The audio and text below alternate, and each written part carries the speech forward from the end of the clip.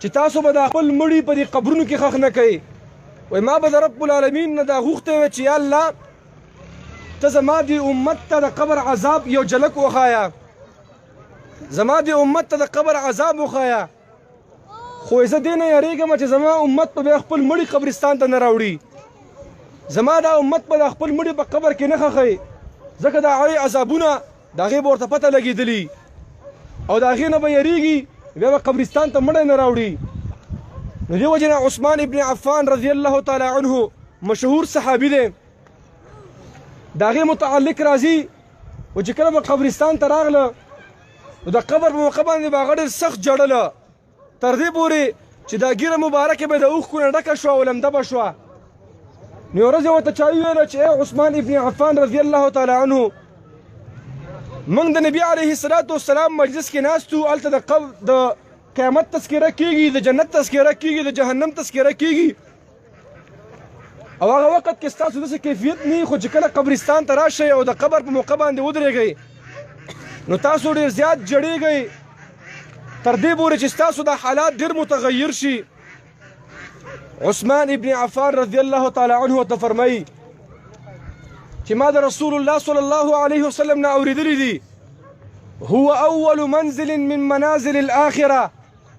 دا قبر چې کوم دی دا د آخرت د منازلو نه، د آخرت د سفرونو نه یو اول منزل دی او اول سفر دی. که یو بنده الله رب العالمین په دې سفر کې کامیاب کی، مخکې د حشر څومره اوږد سفر دی په دې سفر کې به دا بنده کامیابي. اول عیاذ بالله یو بنده د قبر په دې ماحول کې هغه راګیر کړلی شو او په دې امتحان کې دا ناکامیابه شو،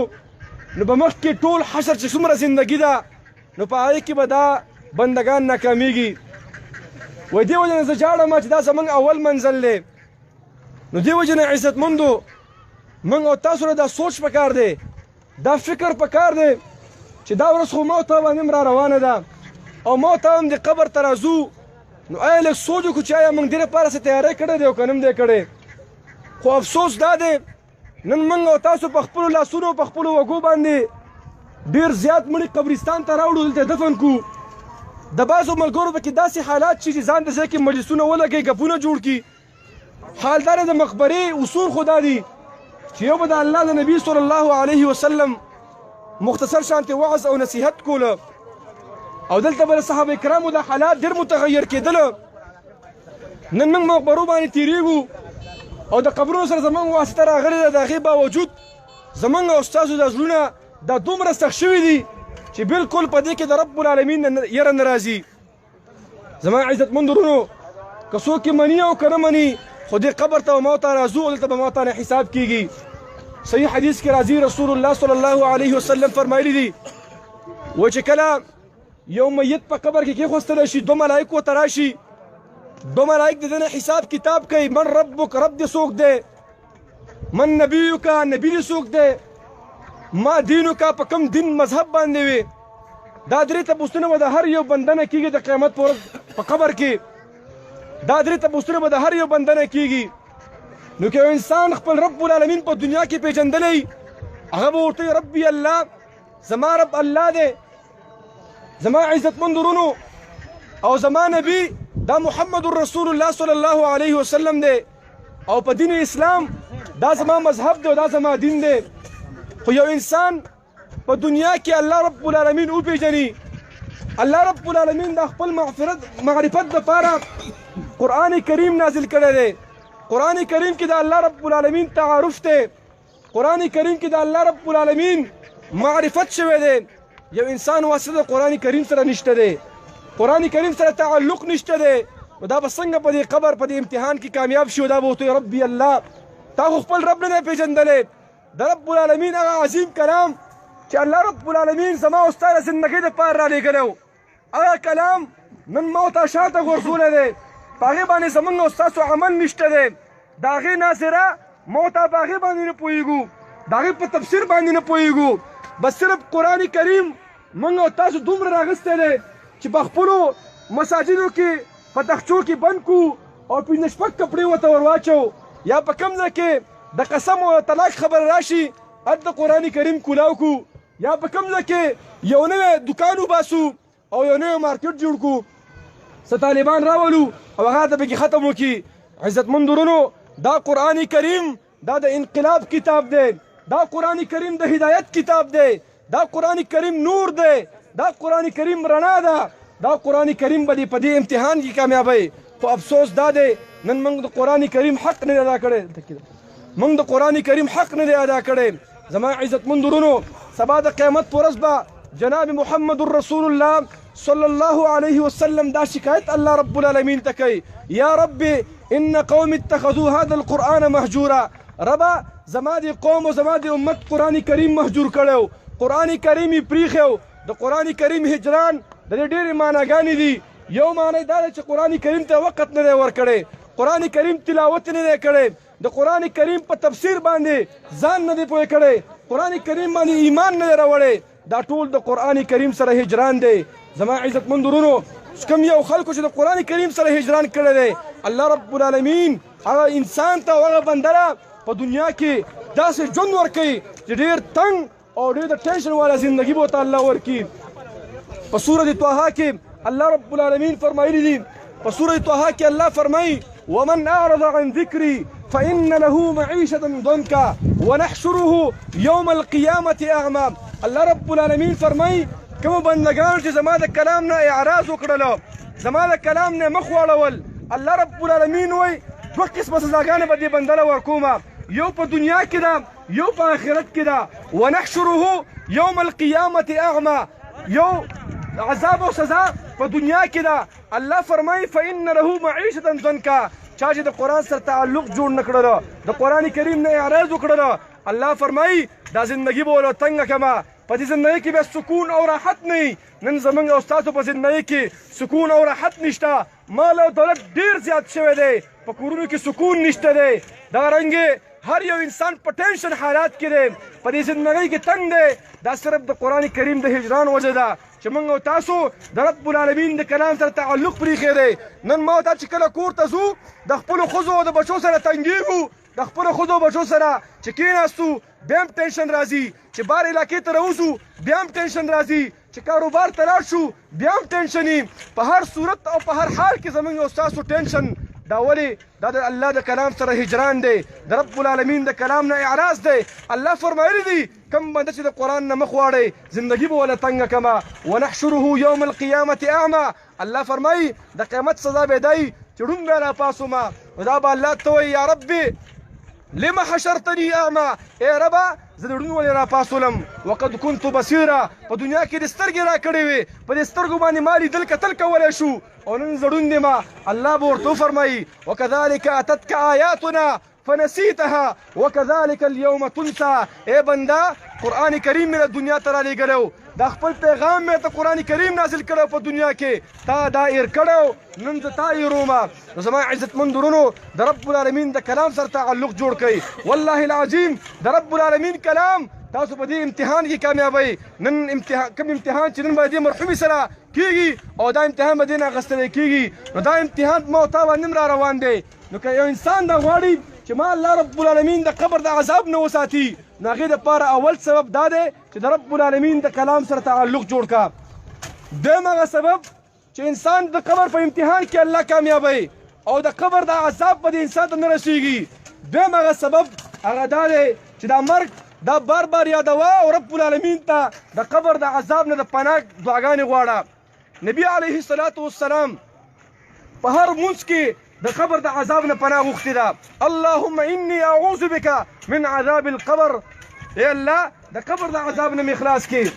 او دغه رنګې صحابو ته فرمایلي وو ای زما صحابو تعوذوا بالله من عذاب القبر ای زما صحابو د رب العالمین نه پناه وغواړئ تاسو الله رب العالمین د عذاب قبر نه بچ کړي نو کم بندگان چې د قبر د عذاب نه پناهګانې غواړي رب العالمین ته سوال او زاری کوي التجا الله رب العالمین ته کوي نو دغه انسان به الله رب العالمین د قبر په دې امتحان کې کامیابوي یو بل سبب چې انسان په د قبر د عذاب نه خلاصيږي او هغه انسان ته به الله رب العالمین د قبر عذاب نه رسوي هغه د سورة الملک تلاوت کول دي کم یو بنده چې د سورة الملک تلاوت کوي چې دا د 9 سپارې اول سورت دی او څوک د دې سورت تلاوت کوي په ورځ کې الله رب العالمین د قبر عذاب هغه بنده هم نه ورکوي. حدیث کې راځي چې سورة الملک هي المانعة من عذاب القبر. کم یو انسان چې سورة الملک تلاوت کوي، سورة تبارک الذی تلاوت کوي، و دغه انسان به دا سورة تبارک الذی د قبر د عذاب نه د نجات میلاو کی. نو کم یو انسان چې بار بار د 29 سپارې تلاوت اول سورت چې کوم دی د هغې تلاوت کوي، الله به د قبر عذاب نه ورکوي. بل زما عزتمند ورونو، د قبر نه د عذاب د بچاو یو بل مهم سبب دا دی دا چغلخوریانې، د یو بل غیبتونه، د یو بل استهزاګانې، یو بل حقیر ګڼل. چې کله یو انسان راولګېږي د یو مسلمان ور شیطانیانې کوي، د یو شیطاني بل ته وړي او د بل شیطاني بل ته راوړي، دې دپاره چې دوه مسلمانو منځ کې اختلاف پیدا کی، نو دو مسلمان په منځ کې جګړه راولي. نو دې صورت کې الله رب العالمین د انسان ته د قبر عذاب ورکوي. یو ورځ د الله نبی صلی الله علیه وسلم مقبره باندې تېرېده، په صحیح روایت کې راځي، نو په دوه قبرونو باندې تېر شو، دې دواړو ته الله رب العالمین عذاب ورکول. زموږ نبی کریم صلی الله علیه وسلم ته به د قبر عذاب پته لګېده، هغې ته الله رب العالمین د قبر عذاب ښودل، لیکن زموږ او تاسو ته نه ښیي. وجه دا ده بیا یو مړي نه ښخو. او حدیث کې راځي نبی علیه الصلاة والسلام فرمایي و د قبر عذاب دا هر څه چې ګوري الله رب العالمین نبي ته ښکاره کوي. دارنګې دا حیوانات د قبر عذاب دا محسوسوي، صرف انسانانو ته نه محسوسېږي. و که انسان ته د قبر عذاب محسوس شي، حدیث کې راځي و دا به یې بېهوشه شي. نو د الله نبي په دوه قبرونو باندې تېرېده. نو نبی کریم صلی الله علیه وسلم صحابو ته وویل ای زما صحابو دې دواړو قبرونو ته الله رب العالمین عذاب ورکوي او اوس په عذاب کې مبتلا دي. وی اول چې کوم سړی دی او دې ته عذاب میلاویږي، و د هغه انسانو چې ده به ډېر زیاته چغلي کوله، د یو بل شیطاني به یې کوله، د یو مسلمان ور خبره به بل مسلمان ته وړله، د بل مسلمان خبره بل ته راوړله. د دې وجې نه الله رب العالمین نن په قبر کې هغه عذاب ورکوي. او دویم ته چې عذاب میلاویږي و دا دې وجې نه میلاویږي چې دې به د خپلو متیازو د څاڅکو نه ځان نه ساتل. نو کوم مسلمان وروڼه هغه چې د متیازو نه ځان نه ساتي، د هغې د څاڅکو نه ځان نه ساتي، نو هغه انسان ته به الله رب العالمین د قبر عذاب ورکوي. دا صحیح روایت دی عزتمند ورونو. نو هر کله چې کله هم متیازې کوئ نو د هغې د قطراتو نه ځان ساتئ، او دغه رنګې د مسلمان ورور حقارت مه کوئ. والله العظیم یو مؤمن مسلمان د رب العالمین په نیز باندې ډېره اوچته مرتبه لري. الله رب العالمین په نیز باندې یو مسلمان ډېره اوچته مرتبه لري. تر دې پورې یو مؤمن مسلمان د کعبې نه هم ډېر غوره دی. عمر ابن الخطاب رضی الله تعالی عنه یو ورځ د کعبې طواف کول، یو پیره کعبې ته متوجه شو او ورته ویل ای کعبې ما اعظم شانک، ستا څومره عظیم شان دی چې دا ټوله دنیا تا ته متوجه ده او ستا طرف ته منځونه کوي، او تا الله رب العالمین یو قبله مقرره کړې، تا ته څومره الله عظمت درکړی دی، څومره اوچت شان الله رب العالمین درکړی دی. خو دا خبره واوره چې للمؤمنو اشد، یو مسلمان مؤمن دا ډېر زیاته منزله لري، ډېر زیات فضیلت لري ستانم د الله په نیز باندې. د یو مؤمن مسلمان قدر او عزت د رب العالمین په نیز باندې د کعبې نه هم غوره دی. نو دې وجې نه عزتمند ورونو که دا غواړئ چې الله رب العالمین هم په دې قبر کې کامیاب کړي، د آخرت په ورځ د الله رب العالمین د اعمال قبول کړي او د دې اعمالو اجر درکړي، د مسلمان ورور تحقیر مه کوه، مسلمان ورور د هغې غیبت مه کوه، د مسلمان ورور تکلیف مه ورکوه. وجه دا ده په دنیا کې چې کوم انسان راپاڅېږي او بل مسلمان له ضرر ورکوي، د هغې غیبت کوي، هغې ته په لاس باندې تکلیف رسوي، په زبان باندې ورته تکلیف رسوي، نو هغه انسان ټول اعمال الله رب العالمین تباه او برباد کړي. څومره نیک اعمال یې چې کړي ټول اعمال یې سزایه شي. په صحیح روایت کې راغلي دي نبی کریم صلی الله علیه وسلم صحابو ته بیان کول، ای زما صحابو اتدرون من المفلس، غریب پیژنې چې غریب چا ته ویلی کېږي؟ صحابه کرامو ظاهري معنی مراد کړله چې او یا رسول الله المفلس فینا من لا درهم له ولا دینار له، غریب سړی خو هغه دی چې هغې سره دینار او درهم نه وي، هغې سره پیسې په جب کې نه وي، دا په ټولو کې غریب انسان دی. د الله نبی صلی الله علیه وسلم وفرمایل چې نه، دا غریب انسان نه دی بلکې مفلس او غریب انسان هغه دی من کان له صلاة وزکاة وصیام، غریب سړی هغه دی چې په دنیا کې ډېرې روژې نیولي، په دنیا کې هغې ډېر منځونه کړي، د تهجد منځونه کړي، نوافل یې کړي، فرضي منځونه ځینې قضا شوي، ډېر نیک اعمال یې په دې خپله زندګۍ کې جمع کړي دي. سبا د قیامت په ورځ باندې د رب العالمین مخې ته ودرېږي، یو کس راپاڅېږي، ای ربه ما له کنځلې کړي دي، ای ربه زه وهلی یم، ای ربه ما باندې تهمت لګولی دی. وایي الله رب العالمین به دا ټول نیک اعمال دا به راوالي او چا چې شکایت کړی دی دوی ته به الله ورکړي چې بیا هم د دې انسان سزا مکمله نه وه. روایتو کې راځي چې الله رب العالمین به د شکایت وره ګناهونه راوالي او په ده باندې به ور واچوي، ثم طرح فی النار، بیا یې په اور په جهنم کې دا سړی لړه کړی شي. او په حقیقت کې والله العظیم دا غریب انسان دی چې په دنیا کې ځان ستړی کړی دی، ډېر اعمال یې جمع کړي دي، په دې یخه یخنۍ کې تهجد ته نه دی فوت شوي، په دې یخه یخنۍ کې فرضي مونځونه ته نه دي فوت شوي، هر قسم نیک اعمال یې کړي دي. خو دا نیک اعمال ټول الله رب العالمین تس نس کو. څه وجې نه؟ وجه دا ده چې د مسلمان ورور تکلیف ورکړی دی، د مسلمان ورور بېعزتي کړې ده، د هغې مال دا په غیر طریقه باندې استعمال کړی دی. نو دې وجې نه عزتمند ورونو که دا غواړئ چې اعمال هم الله رب العالمین قبول کړي نو د خپل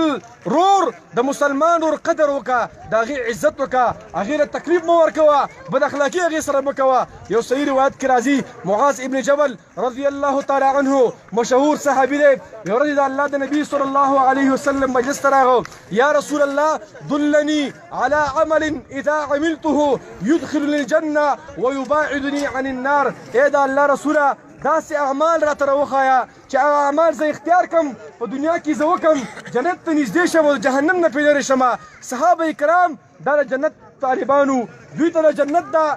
الله رب العالمین دوی کې دا شوق پیدا کړی چې بار بار به د هغه اعمالو تذکره کوله چې د قبر د عذاب نه پرې سړی خلاصېږي، د جهنم د عذاب نه پرې سړی خلاصېږي. بار بار به د الله نبي ته فرمایل چې ای د الله نبي داسې اعمال راوښایه جنت ته مې نږدې کړه جهنم نه مې لرې کړي. نبی کریم صلی الله علیه وسلم ورته وفرمایل اے معاذ بن جبل لقد سألت عن امر عظیم وانه لیسیر علی من یسره الله تعالی. اے معاذ بن جبل تا خو ما ته یو ډېر لوی شي باره کې تپوس وکړه، خو دا ډېر اسانه دی په هغه چا باندې چې رب العالمین ورته اسانه کړي. بیا ورته د الله نبي دا اعمال وویله تعبد الله ولا تشرک به شیئا، د رب العالمین بندګي کوه، الله سره شریکان مه جوړوه، دغرنګې مونځ کوه، زکات ورکوه، او چې کله در باندې الله رب العالمین حج فرض کړه په هغه وخت کې به د بیت الله شریف حج وکړي. دا ټول اعمال ورته نبي کریم صلی الله علیه وسلم بیان کړ. اخر کې ورته رسول الله صلی الله علیه وسلم فرمایي اے معاذ بن جبل الا ادلک بملاک هذا، د دې ټولو شونو ملاک درته ونه ښیم. ملاک دې ته ویل کېږي عزتمند ورونو چې یو انسان راپاڅېږي په یو بورۍ کې شیشې واچوي او بورۍ مکمل ډکه شي او د هغې دا خوله بیا وتړي، دې لپاره دا کوم شي په دې بورۍ کې اچول شوی دی دا محفوظ پاتې شي او دا دې بېرته نړه نه کړي. نو آیا تر چې ما دا کوم اعمال وښوده دا اعمال ته په دنیا کې وکړي نو دې ملاک درته ونه ښیمه، داسې نه اعمال هم وکړي او ټول اعمال الله رب العالمین تباه او برباد کړي. و یا رسول الله په ټولو کې مهم شي خو همدا دی، دا خو راته خامخا وښایه. وایي نبي علیه الصلاة والسلام خپله ژبه مبارکه راونیوله او ویې فرمایل چې ای معاذ بن جبل د دې ژبې د وجې نه به الله رب العالمین سبا د قیامت په ورځ باندې دا ټول خلک چا چې دا ژبه غلطه استعماله کړې ده جهنم ته پړ مخې بوځي. زما عزتمند ورونو نن وګوره ما ورته د رب العالمین بندګي کوو، اکثر خلکو کې د بندګۍ صفت موجود دی، د رب العالمین دپاره نیک اعمال ډېر کوي خو د دې زبان حفاظت نشته دی، دا ټول اعمال د انسان په دې سره ضایع کېږي. تاسو وګورئ موږ تاسو جومات ته به لاړ شو چې راوځو خامخا د مسلمانو غیبت به کوو، د مسلمانو د هغې پسې به استهزاګانې کوو، هغه به حقیر ګڼو چا چې الله رب العالمین مال او دولت ورکړی، غریب خو له سره د سړی نه ښکاره کېږي. زما عزتمند ورونو انسان ته به د انسان په نظر ګورې، دا د رب العالمین اشرف المخلوقات پیدا کړی دی. په ټولو مخلوقاتو کې الله رب العالمین انسان ته او انسان کې بیا مؤمن ته یو عظیمه مرتبه ورکړې ده، د هغې به لحاظ کوې، د هغې به قدر کوې، که قدر دې ونه کړه د هغې استهزاء دې وکړله بیا به دې الله رب العالمین دا ټول اعمال تباه او برباد کړي. عقبه ابن عامر رضی الله تعالی عنه فرمایي وایي ما د الله د رسول صلی الله علیه وسلم نه تپوس وکړم چې یا رسول الله من نجات په څه کې دی چې ما الله رب العالمین د قبر د عذاب نه وساتي، ما الله رب العالمین د جهنم د عذاب نه وساتي، د هر قسم عذابونو نه الله رب العالمین نجات ته نصیب کړي. وایي د الله نبي صلی الله علیه وسلم وفرمایل چې درې شیونه دي دا ته اختیار کړه، تا ته به الله رب العالمین د قبر عذاب نه درکوي، د جهنم عذاب به ته الله رب العالمین نه درکوي. وایي الله نبي صلی الله علیه وسلم وفرمیل امسک علیک لسانک، د دې خپلې ژبې حفاظت دې وکړه چې کومه ژبه الله رب العالمین درکړې ده دا صحیح استعمالوه، په دې باندې دروغ مه وایه، په دې باندې غیبت مه کوه، د مسلمان ورور ته کنځلې مه کوه، هغې باندې تهمتونه مه لګوه، بې ځایه الزامونه مه لګوه. امسک علیک لسانک. او دویم دا دی ولیسعک بیتک، دا کور دې تاله فراخه شي. مقصد دا دی په کور کې ډېر کښېنه او د بازارونو سره تعلق لږ کم کا. دې وجې نه دا بازارونه چې څومره دي نو دا ټول د ګناهونو مراکز دي، په دې کې فتنې دي، په دې کې ګناهونه دي. د ضرورت په بنا باندې وځه او چې ضرورت دې نه وي نو هسې بې ځایه بازارونه چکرې مه لګوه. اکثره ورونه چې کوم دي هغه همداسې بازارونو ته چکرې وهي، نه به کاروبار له ځي نه به څه بل کار وي، خو صرف د چکر دپاره دا بازارونو ته ځي. نو د الله نبي فرمایي چې نه کور دې تاله فراخه شي او په کور کې کښېنه، ځکه انسان چې په کور کې کله کښېني نو کور کې فتنې ډېرې کمي، ګناهونه ډېر کمي، انسان د ګناهونو سره ډېر نه واقع کېږي. چې کله بازار ته وځي بازار کې ګناهونه ډېر زیات شي نو د الله نبي فرمایي که نجات د عذاب قبر نه غواړې نو په کورونو کې کښېنه. او دریم نبی علیه الصلاة والسلام فرمایي وابکي علی خطیئتک، په دې خپلو ګناهونو باندې رب العالمین ته وژاړه. چې که ته الله رب العالمین ته په دې خپلو ګناهونو باندې وژړل نو رب العالمین به د قبر د عذاب نه وساتي، د جهنم د عذاب نه به دې وساتي. نو دې وجې نه عزتمند ورونو د دې خپلې ژبې حفاظت وکړئ. والله العظیم دا د انسان دا ټول اعمال یې ضایع کوي، ټول اعمال به دې الله رب العالمین په دې سره ختم کړي. دې وجې نه بار بار په روایتو کې راځي د الله نبي صلی الله علیه وسلم فرمایلی دي یو بنده مسلمان لره دا ګناه کافي ده ان یحقر اخاه المسلم، چې خپل د مسلمان رور تحقیر کوي، هغې ته